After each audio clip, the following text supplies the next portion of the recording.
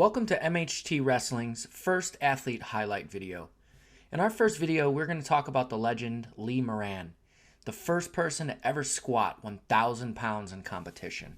When you think about putting 1,000 pounds on your back and squatting down, you think about the alpha male with attitude. Lee Moran was exactly that. Lee was a full tattooed, full patched Oakland Hells Angel who also happened to be one of the best powerlifters in the world during the early 80s. Lee, like other powerlifters such as Ed Cohen, had tons of natural genetic strength. When only a skinny 16-year-old, he was already benching 345 pounds. He set his first world record at the age of 27 with a 909-pound squat, breaking Ernie Hackett's 275-pound class record. In the same meet, Lee also raw benched an impressive 600 pounds. By 1984, Lee had his aim set at the national championship in the 275 class and to become the first man to officially squat 1,000 pounds in competition. At the 1984 national championship in Dayton, Ohio, Lee opened with a 953 squat. He buried the rep, but on his way up, Lee ran out of air and blacked out. As he blacked out, the bar flipped over his back and slammed into his head, knocking him unconscious and forcing his jaw to almost bite his tongue off.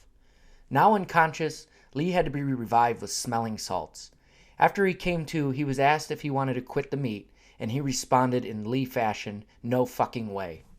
Lee made his next attempt with ease, and although he was bleeding from his mouth and nose and having trouble breathing, his take-no-prisoner attitude and inhuman pain tolerance allowed him to push for that 1,000-pound squat.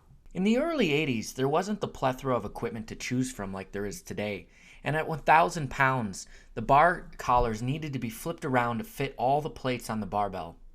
As Lee started walking back 1,003 pounds, he was visibly shaking and the collars didn't hold on the bar. The weight started to slide off of one end and the bar flipped through the air like a toy. It was pure luck that nobody got hurt, let alone died.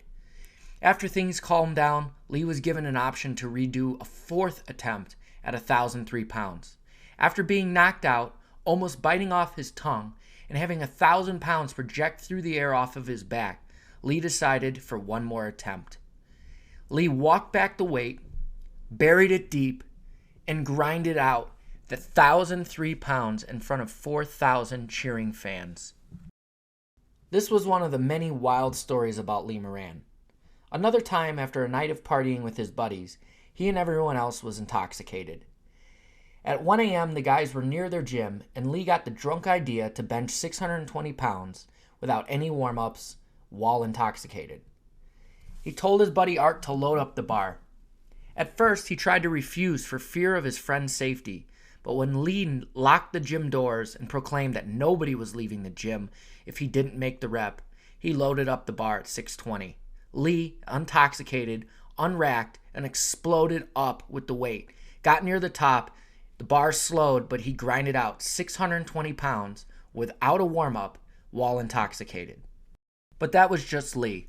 He lived a fast-paced life on the edge. He was a lifelong and proud Oakland Hells Angel that lived like an outlaw. Lee passed away from a massive heart attack in 1999 at the age of 44, but he will always be remembered through his epic stories and lifts.